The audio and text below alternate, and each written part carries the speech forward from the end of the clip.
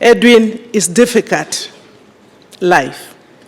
And we can also only ask you that the church will be very close to you so that you pray every single day. And we also pray that the way you had planned to bring up your sons, your children, your family with Joyce, please continue to do so. You will never be alone, because even when we leave, God will be forever present with you. For the people of Bomet, you have lost a great leader. And indeed, the country has lost a great leader. When we finished our campaigns in 2017, and I became the only one governor elected from the other side, Joyce was very quick indeed to call me. And I said, mimi si mlengo yenu. Akasema hapana, wewe ni mlongo yetu. Tuko pamoja. And therefore I thank ourselves that Anne, I, and Joyce came together very quickly. And the women of Kenya, therefore I want to ask that we all now come together so that we can emulate what Joyce taught us. It is now our duty. We saw the difference that Joyce has made in Bomet in bringing different leadership. Leadership that is very close to the people, leadership that is serving the people, understanding their needs, because she went straight to deal with issues that affect women: water, healthcare, food production. And therefore, all of us women of Kenya need to come together, maybe even to say that we come together in such a way that because we have continued to talk about that two-third gender rule, we'll never be given by them. And because they'll never give us, let's move quickly and look at all the areas where we can fill quickly the areas. And we start by saying that, please, Your Excellency, and you can see we have asked you and your deputy, the deputy governor of Bomet, please honor us, honor Joyce by giving us a woman. There are many women in Bomet who can make it.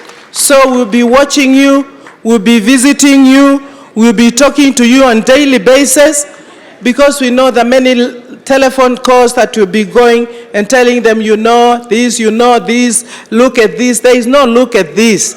We will elect you when you have got to be elected, but for this particular one. Mimi sitasema mengi leo. Mwanzo kabisa ni kujiunga na Wakenya wote kuomboleza shujaa wetu Governor Laboso. Mimi nilimtambua wakati alikuwa kule bunge tukiwa na yeye. Alikuwa mbunge shupavu.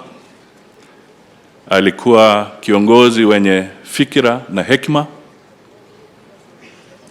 Na yeye amewacha alama kubwa. Kwa hivyo Kenya imepoteza. Watu wa Bomet wamepoteza. Watu wa Kisumu wamepoteza. Lakini familia imepoteza zaidi. Kwa hivyo kwa wakati huu ni kusema tu Mungu amlaze pahali pema, na kwa jamii hakuna mwingine ambaye atafariji kushinda Mwenyezi Mungu. Asanteni. I learned of the death of Honorable Joyce Cherono Laboso with sadness and a great sense of loss. I knew of Joyce since our childhood, as her parents, my acquaintances, were influential in the areas of farming, business, and community leadership in the then Greater Kericho. Later in life, I appreciated her academic brilliance and the contribution she made as a teacher and lecturer. The news of her death reverberated across the country, occasioning an outpouring of grief from every sector of human endeavor. For you. Now, Your Excellency, on behalf of our sister Joyce, we spent a lot of time with Joyce during this season when she was unwell, and would like to just say one thing. She was very, very committed, as you have heard, to women empowerment. And we just want to request, with your support and the Deputy President's support, that in Bomet and in her honor, that the governor who's taking over sees it in her honor to choose a lady deputy governor to honor our sister. I know it can be challenging. I know politics, we are told there are very many considerations. But we pray, again, I will push the request further and request that you get that leader in Joyce's honor from Sotik. Then I will go a little further and say that you first start by looking at the family if you can, and look at the extended family of the Laboso'S so that we can keep the honor that we have talked about today. We have said very many wonderful things about Joyce, but if we really believe it, let us honor her name by choosing someone who would be suitable to be a deputy governor and to continue the 2 years that Joyce did not finish. We said yesterday that in our interaction with Edwin, who is the husband of Joyce Laboso, that he was an exceptional man. It took a man who's not a politician to recognize that there are women colleague governors who worked with Joyce. And as much as there are other governors in the House, I think we all recognize that the fact that there were only 3, and now we've been left only 2 of us, that there's really a big gap, and for that, giving us the opportunity to pay our tribute, we appreciate that. I think I will say just 2 things, and very briefly. One, we've spoken before about Joyce. Joyce was a friend. She was a colleague. Amongst ourselves, we used to have our own little friendship that we used to encourage each other. And we will miss her dearly for the role she played, even just as a friend, not just as a politician, but as a friend. She was always the voice of reason and calm. She had her voice heard, even if she never raised it. And we pay a tribute to a very distinguished and honorable lady who we greatly respected and loved.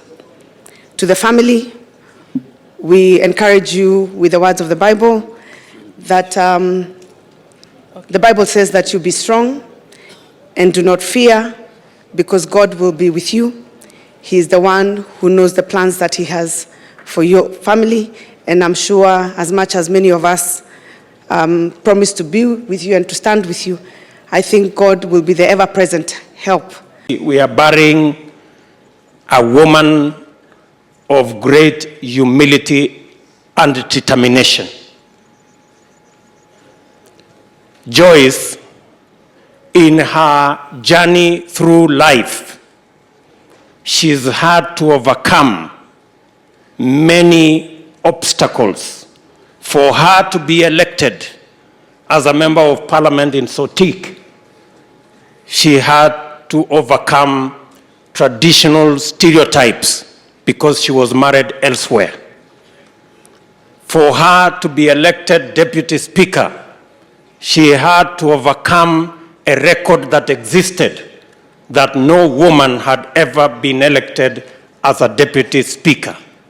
And for her to be elected as governor, she had to overcome the record that existed then, that there was no woman elected as deputy governor, as governor. And so, this great woman, with a lot of humility, actually had to hustle her way to what she became. She worked hard. She had a lot of determination. And today, we rest her and we celebrate her life as a great woman leader and a great leader in our...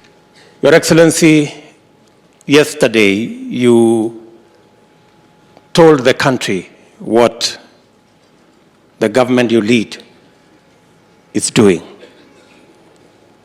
And it is true that in 2015, you did instruct that we work out a mechanism so that the National Hospital Insurance fund is expanded to include cancer and diabetes. And in 2015, the products and the coverage of NHIF was expanded to include cancer and diabetes. And that was because it was evident then that we were going to a crisis with matters to do with cancer and with matters to do with diabetes. The second step, Your Excellency, you did is when you formulated the managed equipment service.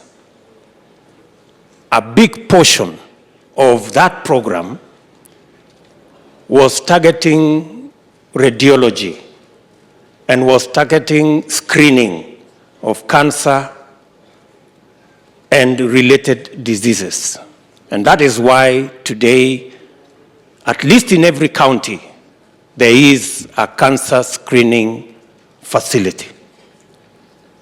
And again, finally, when you formulated the Big Four, because of the challenge we have around health, you made universal health one of the pillars of your Big Four program so that we can assemble the necessary capabilities to deal with this challenge. I want to promise you, Your Excellency, that all of us in your government and even those who support your government from the other side, we will work together so that we can actualize the Big Four so that we can deal with the challenges like the one that has taken away our sister.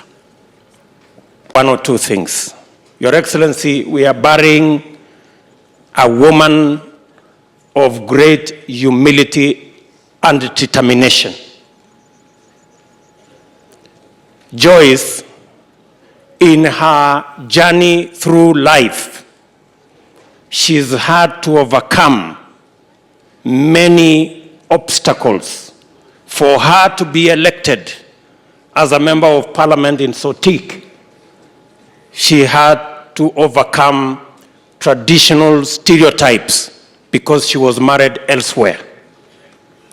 For her to be elected deputy speaker, she had to overcome a record that existed that no woman had ever been elected as a deputy speaker.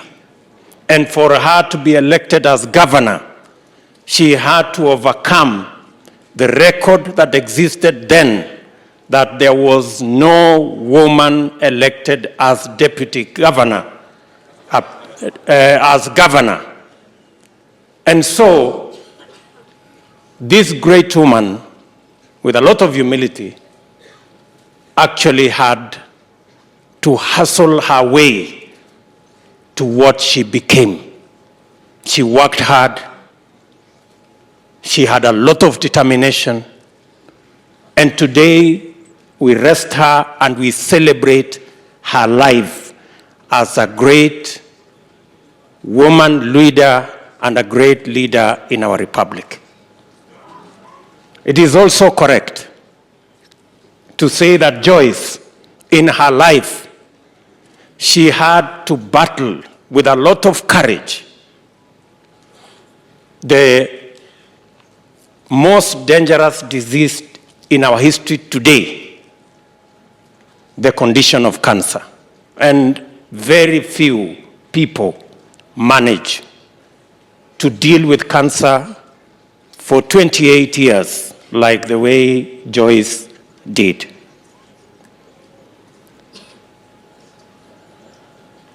As I said yesterday, she wouldn't have managed through life if Edwin was not the understanding husband and the great man that he is. And thank you, Edwin, for helping this great lady through her journey in life, both in her career and also when she became sick. To the people of Kisumu and to the people of Bomet, we want to say poleni sana kwa kumpoteza huyu dada wetu Joyce.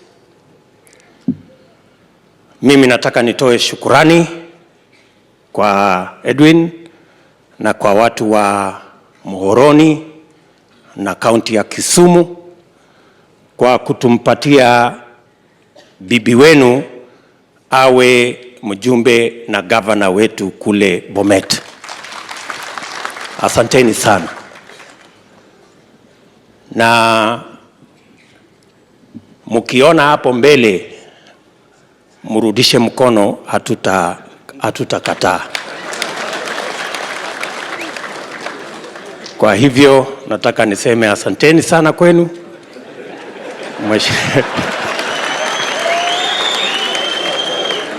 Hakuna kitu nimesema, msianze kwenda kuinterpret maneno ati nimesema nini, sijasema kitu. Mheshimiwa Rais, nikuhakikishie ya kwamba umoja wa taifa ambayo ulianzisha kupitia kwa chama ya Jubilee na ambayo unaendesha mbele kupitia undugu na urafiki kati yako na Mheshimiwa Raila Odinga, sisi wote kama Wakenya tunaunga mkono ndio tuweze kuondoa siasa chafu ya ugomvi na chuki na ukabila, na tuweke mambo yetu yote katika mipango ya kuweka Wakenya pamoja, kuweka umoja wa Wakenya na kulenga mambo ya maendeleo ya taifa letu. Last 2 weeks, we have buried about 10 people who have died of cancer. So we must find a solution that will help us to manage cancer in our society. Tumekuja hapa leo ikiwa ni siku ya mwisho, safari ya mwisho ya dada yetu ambaye tulipenda sana, Joyce Laboso. Vile nilisema jana, nirudie leo. Sina mengi naweza kuongeza zaidi ya yale yamesemwa na wale wote ambao wamenena hapa siku ya leo. Mtu ambaye alikuwa mkarimu, mtu ambaye alikuwa amejitolea kusaidia familia, kusaidia wananchi wa Sotik, kusaidia wananchi wa Bomet na Kenya kwa jumla. Na hakufanya kazi hiyo akijipiga kifua. Alikuwa anaendelea na kazi yake pole pole, lakini vitendo vyake na yale yote ambaye alifanya yaonekana na Wakenya wote. Mimi ningependa tu kusema kitu kimoja, kwa sababu nilifikiria yale ambaye Edwin ulisema jana. I don't know whether you realized yesterday you were the best speaker in Bomet. And I started asking myself, you know, they say behind every successful man there's a woman. So I'm now beginning to understand, behind every successful woman there is a man. Yeah? Kwa sababu all the things that you touched upon, you told us about how Joyce led her life, her humility. She never wanted to go around, and you gave it with practical examples, showing herself that she was a governor, a big person, a deputy speaker. She blended in with people. It's a very rare trait. All you need to do is to be in Nairobi on a busy Tuesday and you'll see. You talked about her integrity. You had every capacity to do all sorts of different works and take advantage of her proximity to national power or to county authority. You never did. because she would also never stand for it. So you showed us what it means to have a leader with integrity. Huh? You told us about how when you sat with your family, you decided that we don't have to live in the past, that there are certain customs and traditions that have maybe been overtaken by time. And we need to look into the future, not live in the past. You also told us of how you overcame and fought tribalism and ethnicity and all the negative things that were said. But she never carried that in her heart. She ignored it and looked at the positive that she could do and contribute, forgiving others, and not engaging in mudslinging and fighting. And she won, and people gave her respect for that. So I think the only thing we can do today as we honor our sister, our friend, is just listen to what Edwin told us yesterday. Tufanye hiyo, Kenya itabadilika. Tufanye hiyo, Kenya itakuwa na amani. Tufanye hiyo, Kenya itakuwa nchi ambaye inaheshimika. Yani, let us be people who do as they say. Tusiwe wale ambao Yesu alituambia they preach water na jioni. Mimi nasema kwako Edwin na kwa watoto, kwa sababu leo nyinyi ndio mtawachwa na mzigo mkubwa kushinda mtu mwingine ambaye yuko hapa. Nataka mjue huo urafiki tulikuwa nao pamoja na bibi yako, huo urafiki sasa ni urafiki wetu na wewe, watoto wako na familia na jamii yako. Na tutasimama pamoja na tutaendelea kuhakikisha hawa vijana, hawa wasichana ambao umewachwa nao wamejishikilia na ndio waweze kuendelea na hizo principles ambazo Joyce I'm sure aliwafundisha. Kwa hivyo mkae na umoja ule mmekuwa nao, muwe na amani mkijua ya kwamba vile watoto wametuambia ya kwamba Joyce amepumzika. Safari yake imekuwa ndefu na imekuwa ya uchungu. Sasa amepumzika. Na amepumzika na yule ambaye atawafariji leo jioni na kwenda mbele.